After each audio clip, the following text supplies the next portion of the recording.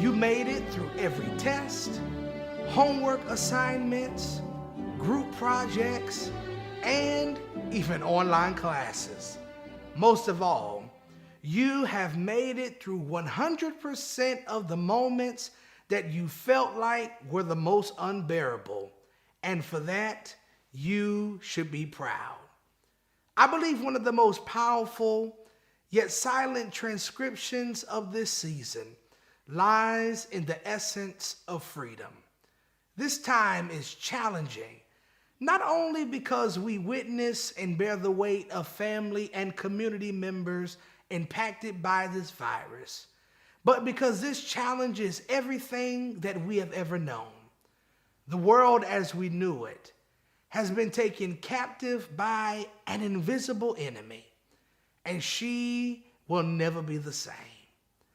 The word freedom is loaded with privilege and fueled by preference. What is it to be free? To not be held captive to the tangible and the intangible.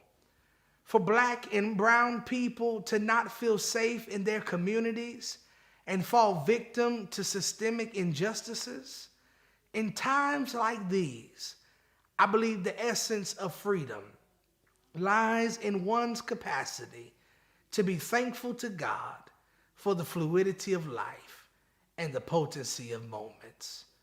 Traditionally, during this season of gestures, it is inevitable that among the plethora of graduation posts, we find the ceremonial verse of Jeremiah 29:11 that says, "For I know the plans I have for you, declares the Lord, plans to prosper you and not to harm you, plans to give you hope and a future."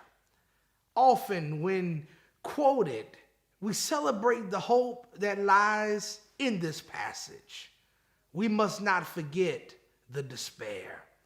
The children of Israel, they were out and they were living their best lives. They were doing what they knew to do, and God introduced an interruption called captivity. Though to be captive is not desirable, I would share that the genius of captivity is that it divorces you from the things that you have known and directs your attention back to the God that knows you the best.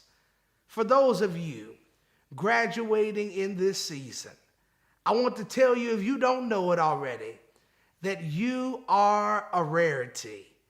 You have been divinely selected to represent two classes. I can only imagine you're probably looking at me wondering, what do you mean I represent two classes? Not only are you the class of 2020, but you, yes you are our class of 2911.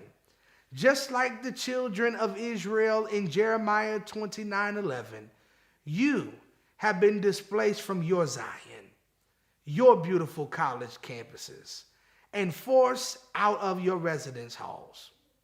Just like Israel, you have been physically separated from beloved teachers and friends that have become family.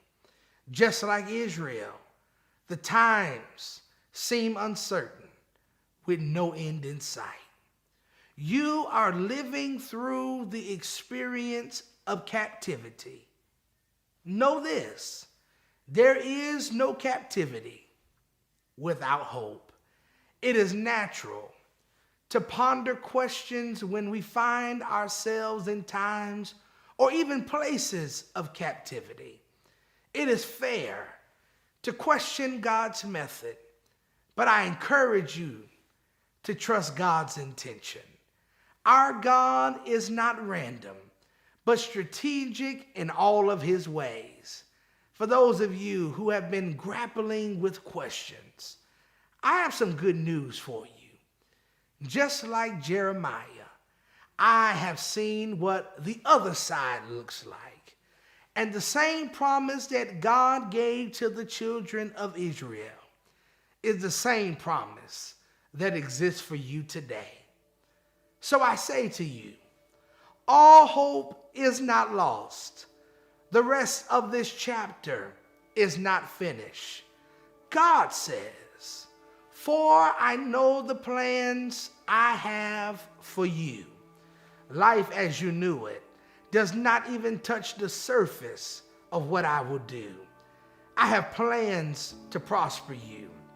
I am using this moment to set the stage for what is next in your life. I have plans to give you hope, and your future is secure in me. As you continue in your journey, I encourage you with the words that we can find in Jeremiah 29, but this time verse 6. And they say, multiply and do not decrease. Continue your education. Don't get weary. Follow your dreams. Don't back down. Go for that job.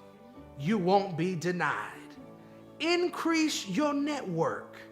God will breathe on your net worth. Everything you put your hands to do, it will prosper. Captivity, it does come to an end. And I encourage you today to stay connected with us as we desire to be connected with you. Our team is excited to see how your story unfolds. God bless you. I love you, and there's nothing you can do about it.